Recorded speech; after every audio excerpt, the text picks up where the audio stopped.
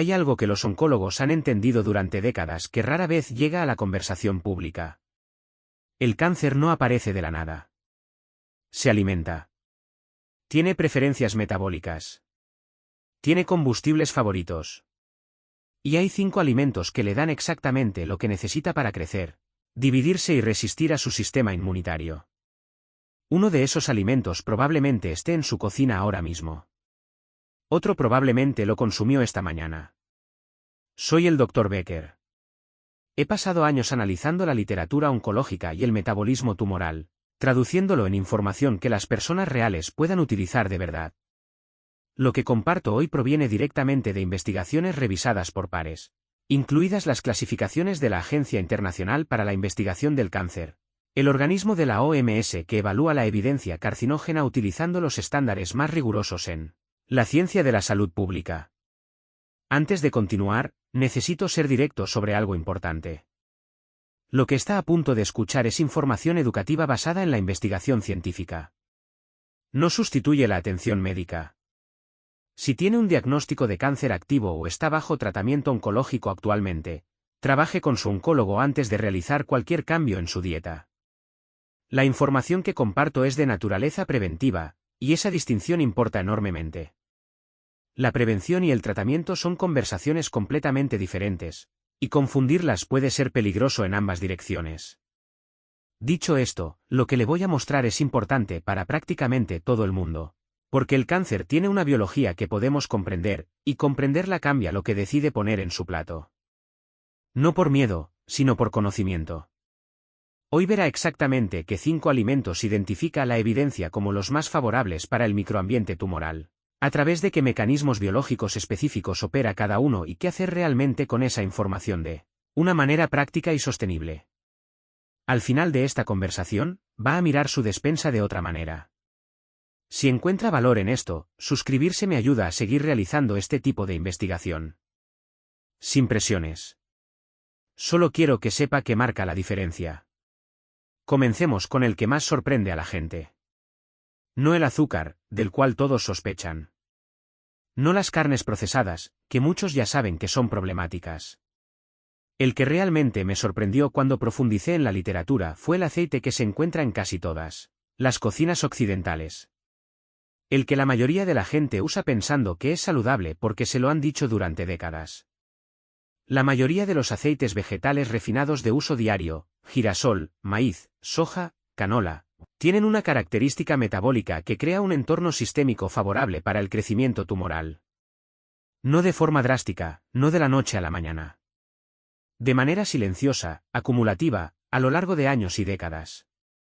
El problema es la proporción entre los ácidos grasos omega 6 y omega 3. La dieta humana evolucionó con una proporción de omega 6 a omega 3 de aproximadamente 4 minutos y 1 segundo. La dieta occidental contemporánea tiene una proporción de 15 horas 1 minuto a 20 horas 1 minuto. Múltiples revisiones en revistas como Prostaglandins, Leukotrienes and Essential Fatty Acids y en Nutrition han documentado este desequilibrio como uno de los impulsores inflamatorios sistémicos más consistentes que conocemos. Aquí está el mecanismo, y quiero que lo entienda claramente porque es importante. Cuando consume grandes cantidades de omega 6, su cuerpo lo convierte en ácido araquidónico. El ácido araquidónico es el sustrato de la enzima COX-2, que produce prostaglandina E2, PGE2. Y la PGE2 hace 2 cosas que al cáncer le encantan. Primero, suprime la actividad de las células NK, células asesinas naturales, las células inmunitarias especializadas en detectar y eliminar células tumorales antes de que se establezcan. Segundo, estimula la angiogénesis, la formación de nuevos vasos sanguíneos que un tumor necesita para crecer más allá de cierto tamaño. Sin angiogénesis, los tumores no pueden crecer. Con la PGE2 elevada, la angiogénesis tumoral se promueve activamente. Piense en el exceso de omega 6 como el acto de sobornar a los guardias de seguridad del cuerpo para que dejen pasar al tumor sin ser detectado. Las células NK son esos guardias. La PGE2 es el soborno, y ese soborno se paga cada vez que cocina con aceite de girasol refinado. Hay una variante aún más directamente dañina que vale la pena mencionar por separado. Los aceites vegetales recalentados, Los que se usan en freidoras industriales o los que se reutilizan en casa al freír varias veces, generan ácidos grasos oxidados y aldehídos tóxicos que son directamente genotóxicos. Dañan el ADN. Las investigaciones publicadas en revistas de epidemiología nutricional en los últimos años son consistentes. En este punto, el exceso de aceites omega 6, especialmente cuando se oxidan por el calor, no son simplemente neutros para la salud en términos oncológicos. Crean un microambiente inflamatorio crónico que favorece múltiples procesos oncogénicos. La solución práctica no es eliminar todas las grasas. Es cambiar qué grasas utiliza. Aceite de oliva virgen extra para uso en frío y cocción a temperatura moderada.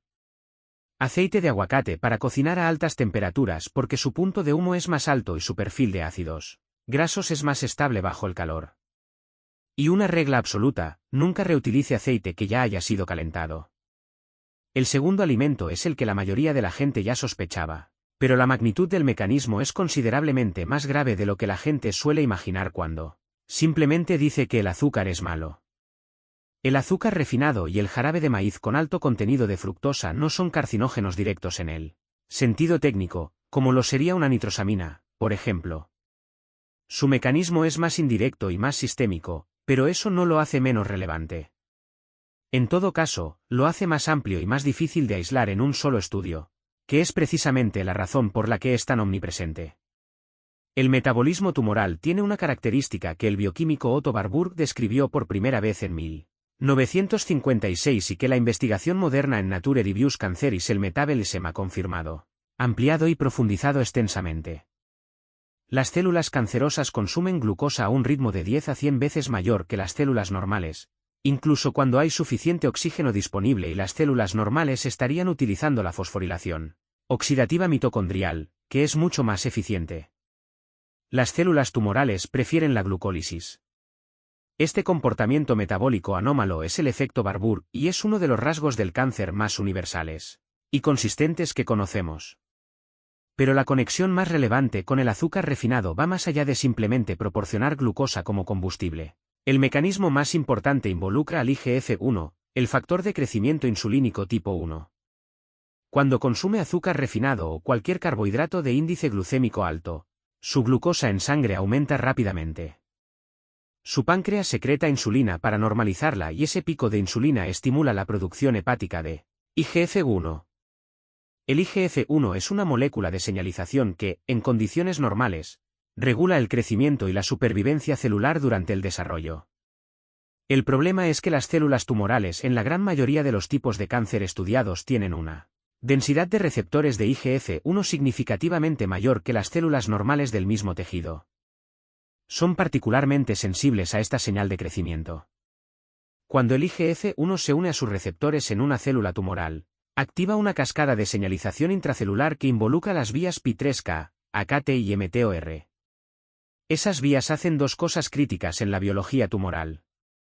Primero, aceleran la proliferación celular. Segundo, y quizás más importante, aumentan la resistencia a la apoptosis, el mecanismo de muerte celular programada que normalmente elimina las células dañadas o anormales antes de que se conviertan en un problema. Las células tumorales con una señalización de IGF-1 elevada son literalmente más difíciles de matar por los mecanismos normales de control de calidad celular. La relación con la edad es especialmente relevante para las personas mayores de 50 años. La resistencia a la insulina aumenta de forma natural con la edad. Eso significa que el mismo gramo de azúcar consumido produce picos de insulina más altos y prolongados que en una persona más joven, lo que genera una mayor estimulación de IGF-1. Para alguien mayor de 50 años, el azúcar no son simplemente calorías vacías. Es una señal metabólica que activa directamente los mecanismos de crecimiento que las células tumorales han aprendido a explotar. La modificación práctica aquí no requiere eliminar el dulzor de su vida. Requiere eliminar las fuentes de glucosa de absorción ultrarrápida. Bebidas azucaradas, bollería industrial, jarabe de maíz con alto contenido de fructosa que aparece en una cantidad notable de productos procesados, desde salsas hasta pan. La fruta entera es completamente diferente en este contexto porque la fibra ralentiza la absorción de los azúcares naturales y atenúa el pico de insulina. No estamos hablando de eliminar las manzanas. Estamos hablando de refrescos, galletas empaquetadas y productos con el jarabe de maíz de alta fructosa en la etiqueta de ingredientes. El tercer alimento es donde la mayoría de la gente experimenta la mayor resistencia emocional. Y lo entiendo porque estamos hablando de algo culturalmente arraigado en los desayunos diarios, los picnics familiares, las tradiciones culinarias de prácticamente todas las culturas. En 2015, la Agencia Internacional para la Investigación del Cáncer de la OMS, tras revisar más de 800 estudios epidemiológicos independientes, clasificó las carnes procesadas como carcinógeno humano del grupo 1. No probable, no posible, confirmado con evidencia suficiente para establecer causalidad. El grupo 1 incluye el tabaco, el amianto, la radiación ionizante y las carnes procesadas. Esa clasificación no implica que la magnitud del riesgo sea equivalente a la del tabaco, que tiene un efecto carcinógeno mucho mayor, pero establece que la evidencia causal es de la misma calidad y solidez. La evidencia específica más documentada es para el cáncer colorectal. El análisis de la IARC encontró que cada porción adicional de 50 gramos de carne procesada, consumida diariamente, aproximadamente 2 tiras de bacon o 2 salchichas estándar, se asocia con un aumento del 18% en el riesgo de cáncer colorectal. Ese número puede sonar moderado en abstracto, pero el cáncer colorectal ya tiene una alta incidencia en la población, especialmente después de los 55 años, y un aumento relativo del 18% aplicado a una incidencia basal significativa produce un número absoluto de casos adicionales que los epidemiólogos de salud pública consideran significativo. El mecanismo involucra 3 vías distintas y documentadas. La primera son los nitritos añadidos durante el curado y la conservación.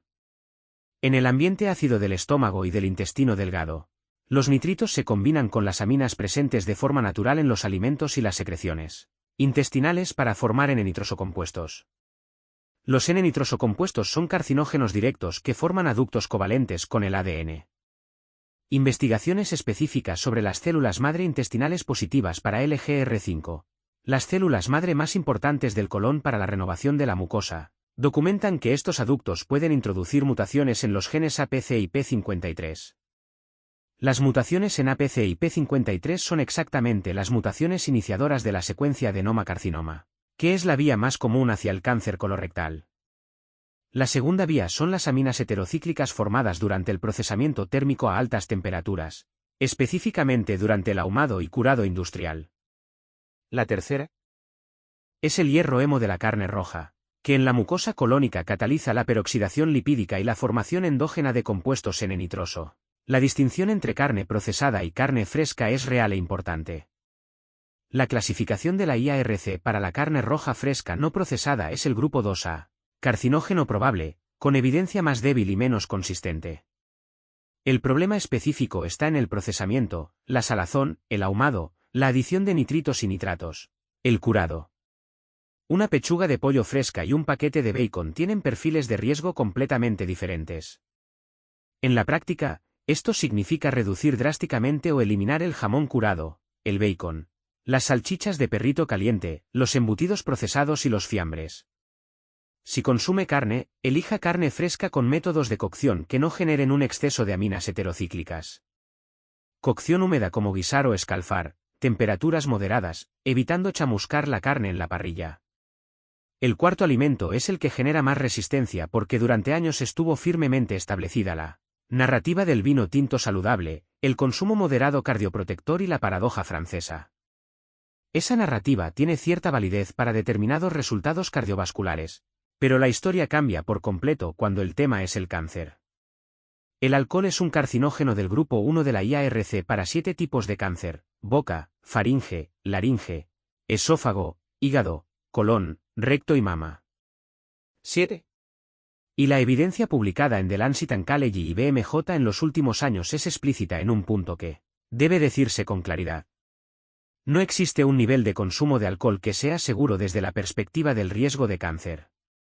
El riesgo comienza con la primera copa, aumenta con la cantidad y no hay un umbral por debajo del cual el riesgo desaparezca. El mecanismo central es el acetaldehído. Cuando el hígado metaboliza el etanol a través de la enzima alcohol deshidrogenasa, el primer producto de esa reacción es el acetaldehído, que es sustancialmente más tóxico que el propio alcohol. El acetaldehído forma aductos covalentes con la guanina en el ADN. Estos aductos pueden bloquear la replicación del ADN y generar mutaciones en la siguiente ronda de división celular si no se reparan a tiempo. Pero hay una segunda capa de daño que hace que el acetaldehído sea especialmente problemático. Además de dañar directamente el ADN, el acetaldehído inhibe las enzimas de reparación del ADN que deberían corregir ese mismo daño. Específicamente, inhibe la ALDH2, la enzima que elimina el propio acetaldehído, y compromete la función de proteínas como la BRCA2 que participan en la reparación por recombinación homóloga. Es un doble sabotaje. Introduce errores en el sistema genético y luego desactiva el sistema de corrección. La analogía más precisa que puedo ofrecer: el alcohol es como un saboteador que primero escribe errores en el código genético de la célula y luego deshabilita el software de detección de errores. Los errores se acumulan sin corrección.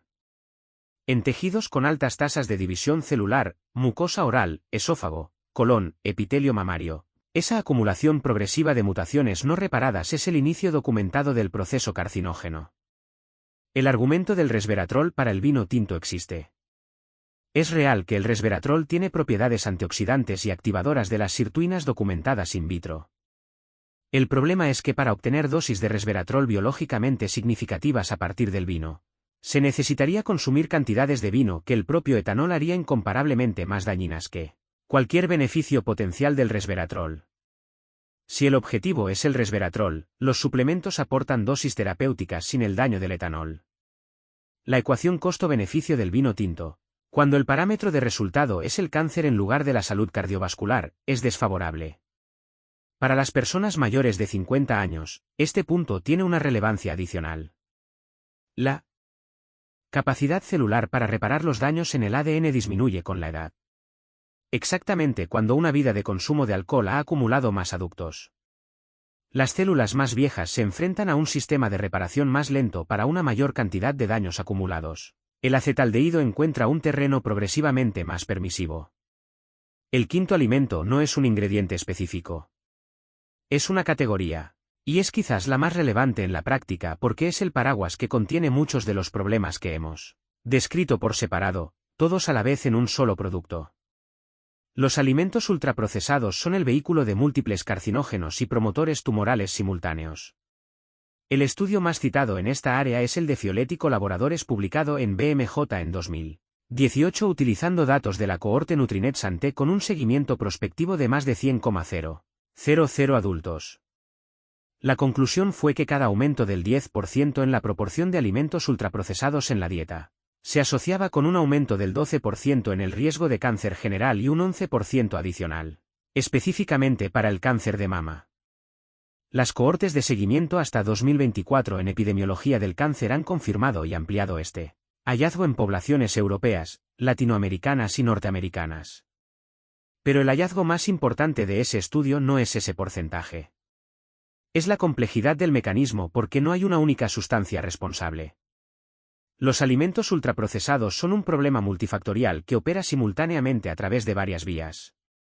Los emulsionantes como la carraspera o L471 alteran la composición de la microbiota intestinal y aumentan la permeabilidad intestinal, creando una inflamación sistémica crónica. La inflamación crónica sistémica y el microambiente tumoral proinflamatorio son dos caras de la misma moneda. Los colorantes sintéticos, presentes en docenas de productos, desde bebidas hasta galletas, cuentan con evidencia de genotoxicidad directa en modelos animales. Los productos finales de la glicación avanzada, AGEs, formados durante el procesamiento a altas temperaturas, se acumulan en los tejidos y activan los receptores RAGE, que a su vez activan el NFB, uno de los factores de transcripción proinflamatorios y protumorales más documentados en la oncología molecular. Y hay un cuarto mecanismo que, a mi modo de ver, es el más subestimado de todos, el desplazamiento. Cuando alguien llena su dieta con alimentos ultraprocesados, está desplazando de esa dieta los alimentos con efectos protectores documentados. El brócoli y sus brotes con sulforafano, el pescado azul con omega 3, las frutas con polifenoles, las legumbres con fibra prebiótica. El daño de los alimentos ultraprocesados no es solo lo que entra. También es lo que no entra debido a lo que sí entra. La clasificación de ultraprocesado no es complicada en la práctica. Si la lista de ingredientes contiene más de 5 componentes que no encontraría en la cocina de una casa, si incluye emulsionantes, colorantes, aromas artificiales, estabilizantes. Si el producto necesita esos aditivos para tener el sabor o la textura que tiene, es ultraprocesado. Un yogur natural es leche y bacterias. Una manzana es una manzana. Un snack de queso industrial tiene 19 ingredientes, ninguno de los cuales es principalmente queso. La regla de los ingredientes reconocibles es un filtro eficaz para la mayoría de las decisiones de compra. Ahora, permítame darle el protocolo práctico porque la información sin una dirección aplicable no cumple el propósito de este canal. Antes de entrar en el protocolo, necesito ser explícito. Todo lo que estoy a punto de compartir está pensado como un complemento, no como un reemplazo de su atención médica actual. Si está bajo supervisión oncológica o al cuidado de cualquier especialista, muestre esta información a su médico y decidan juntos qué tiene sentido para su situación específica. La prevención dietética y el tratamiento médico son conversaciones que pueden complementarse, pero no pueden sustituirse mutuamente. La primera prioridad, el cambio de mayor impacto para la mayoría de las personas, es la auditoría y sustitución del aceite. Mire los aceites que tiene en su cocina ahora mismo. Si tiene aceite de girasol refinado, aceite de maíz, aceite de soja o aceite de canola, esos son los que debe reemplazar, de forma gradual pero constante. Aceite de oliva virgen extra para uso en frío y cocciones moderadas hasta los 350 Fahrenheit. Aceite de aguacate para temperaturas más altas. Esta sustitución, mantenida a lo largo de meses y años, reduce la proporción sistémica de omega 6 a omega 3 y con ello la producción de PGE2 que suprime la inmunidad antitumoral y promueve la angiogénesis. El segundo paso es eliminar las bebidas azucaradas y reducir drásticamente el azúcar refinado añadido. No estoy hablando de contar cada gramo o de eliminar toda la fruta. Estoy hablando de un cambio de categoría en las bebidas. Agua, té verde, café solo como bebidas por defecto en lugar de refrescos, zumos industriales y bebidas energéticas. El té verde, mencionado en la literatura oncológica por su contenido de EGCG, cuenta con evidencia de inhibición de la angiogénesis tumoral en modelos experimentales, lo que lo convierte en una sustitución que no es simplemente neutra, sino potencialmente activa. La tercera intervención es reducir las carnes procesadas.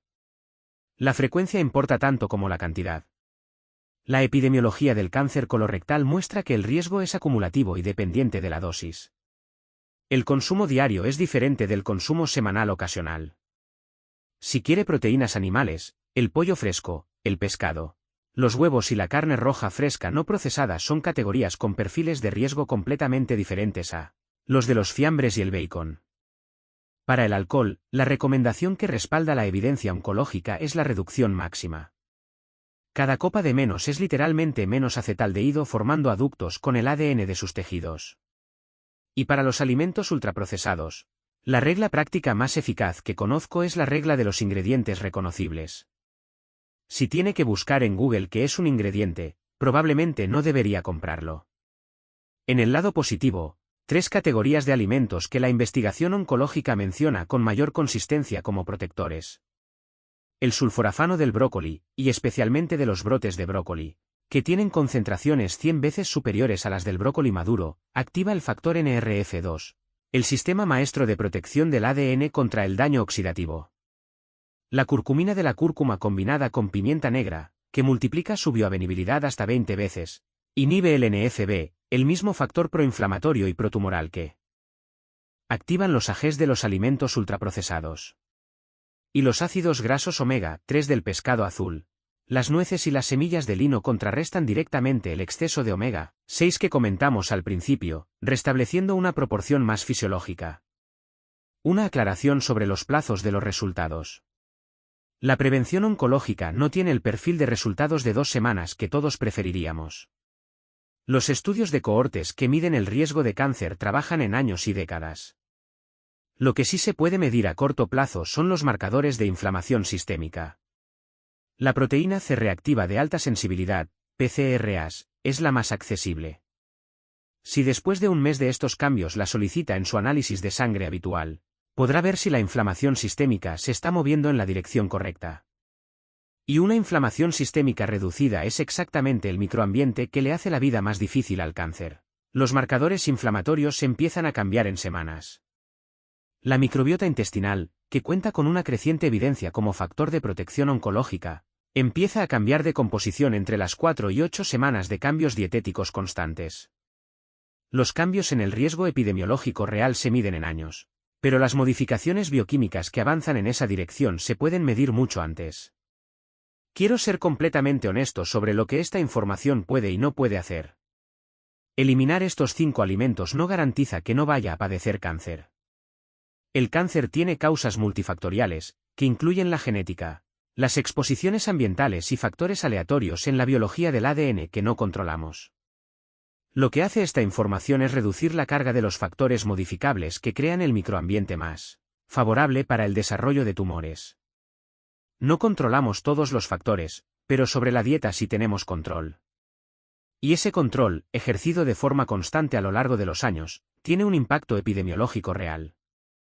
Empezamos con la pregunta de qué alimentos alimentan el cáncer. La investigación señala 5 categorías con evidencia sólida. Aceites vegetales refinados con exceso de omega 6 que crean un microambiente proinflamatorio a través de la PGE2. Azúcar refinado que activa la señalización de IGF-1 a través de picos de insulina que las células tumorales aprovechan preferentemente debido a su alta densidad de receptores. Carnes procesadas que la IARC clasifica como carcinógenos confirmados del grupo 1 con un mecanismo nitrosativo documentado que afecta directamente a las células madre del colon. Alcohol que daña el ADN con acetaldehído al tiempo que desactiva los sistemas de reparación de ese mismo daño. Y alimentos ultraprocesados que acumulan múltiples mecanismos perjudiciales en un solo producto al tiempo que desplazan a los alimentos protectores. Lo que hace que esto sea diferente de los consejos genéricos de comer sano es la precisión del mecanismo. No es que estas cosas sean vagamente malas. Es que cada una interactúa con la biología tumoral de formas específicas, medibles y documentadas. Esa especificidad es lo que le permite tomar decisiones informadas en lugar de seguir listas de alimentos prohibidos que no comprende. Navegar por la información sobre salud oncológica es complicado porque hay mucho ruido y mucha información contradictoria. Y las personas con un diagnóstico de cáncer a veces utilizan información como esta de formas que realmente justifican la supervisión médica. El hecho de que usted haya intentado comprender esto a nivel mecánico ya es diferente. Tiene más control sobre el microambiente de su cuerpo de lo que probablemente pensaba al empezar a ver este vídeo. Si este tema le ha planteado preguntas, el próximo vídeo profundiza en la relación entre la microbiota intestinal y el cáncer colorectal, la pieza que más a menudo se pasa por alto en la conversación preventiva y donde la investigación de los últimos 3 años ha producido hallazgos que realmente me han sorprendido.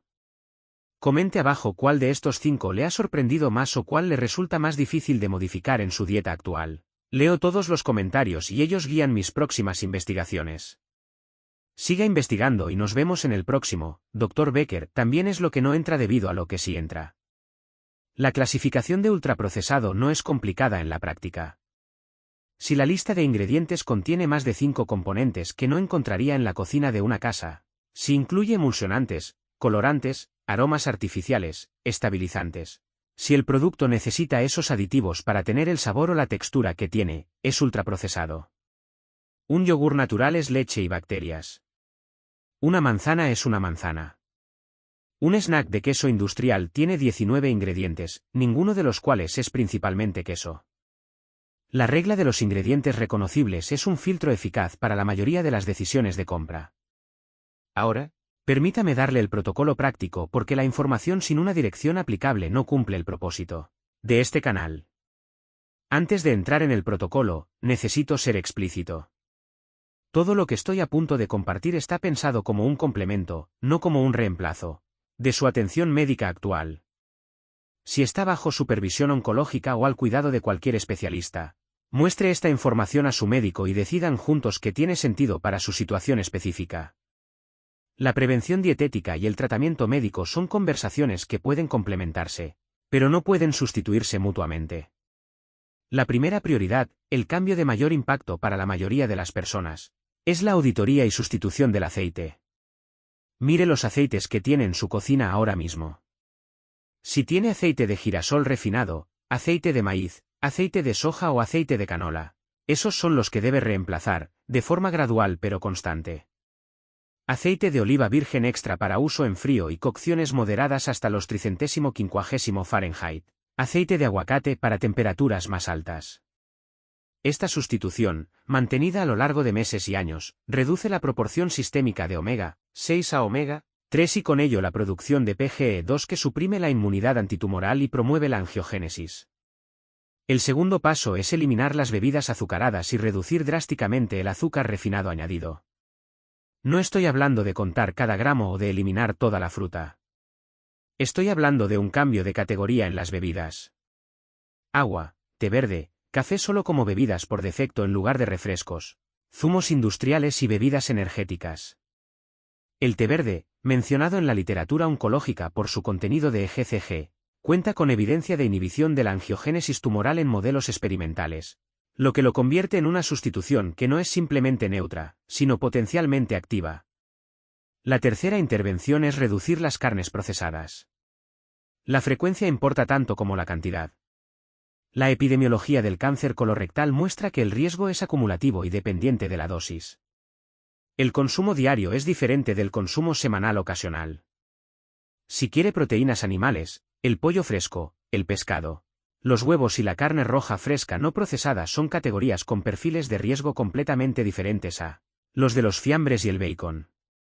Para el alcohol, la recomendación que respalda la evidencia oncológica es la reducción máxima. Cada copa de menos es literalmente menos acetaldehído formando aductos con el ADN de sus tejidos.